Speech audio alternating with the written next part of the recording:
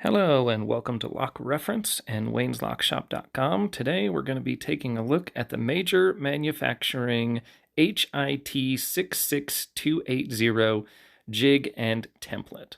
Always, anytime you're drilling doors or using power tools, be safe and use your personal protective equipment. Here are some of the drill bits that are going to be used today. You need the correct sizes, however, we can use different types or styles of drill bits if you so choose, as long as they're not the spade bits. Make sure you take 1 second and prepare your clamp using these following steps here to make sure that everything is correct. Now that we have an empty door pocket and you have the rest of the hardware removed, you can begin installing the centering plate that goes in the mortise pocket. Now you can install the jig, and you can see this is how it's going to be set up in real time on an actual door here. Josh is finishing getting this thing clamped onto the door and set up for the actual drilling and installation. You'll notice one of the first things is Schlage actually requires or suggests that we drill the 2 1/8 inch hole all the way through. So instead of drilling the smaller holes, we're actually going to drill a through hole per Schlage's actual needs and recommendations.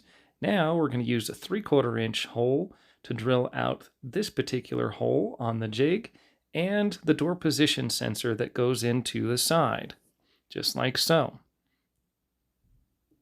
You can also use a 3/4 inch brad point bit or a standard drill bit as well, whichever is going to meet your needs the best.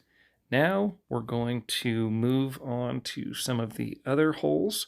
You can see that we're using this particular bit right here. I believe it's a 7/16. We'll go ahead and take a look at the instructions. Yes, we've got a 7/16 drill bit that's going to be drilling 6 holes for your mounting holes. Now, because we took this particular portion of the jig out and did the 2 1/8 inch hole, we're not going to have to do those. However, we still have a few more holes to drill here, including the door position sensor that will be angled down. This one hole alone is well worth investing in this jig. It is practically impossible to get that perfect angle and everything to line up without it. So Josh is going to go ahead and finish off drilling the rest of this and start pulling the jig apart. You can see how quickly it installs and how quickly it tears down and pulls off of the door to get ready to do the next one. We had about 285 locks to install of different styles, but they were all the AD format. And this jig made our job a whole lot easier. For more information, check out Major Manufacturing Incorporated. Thanks for watching.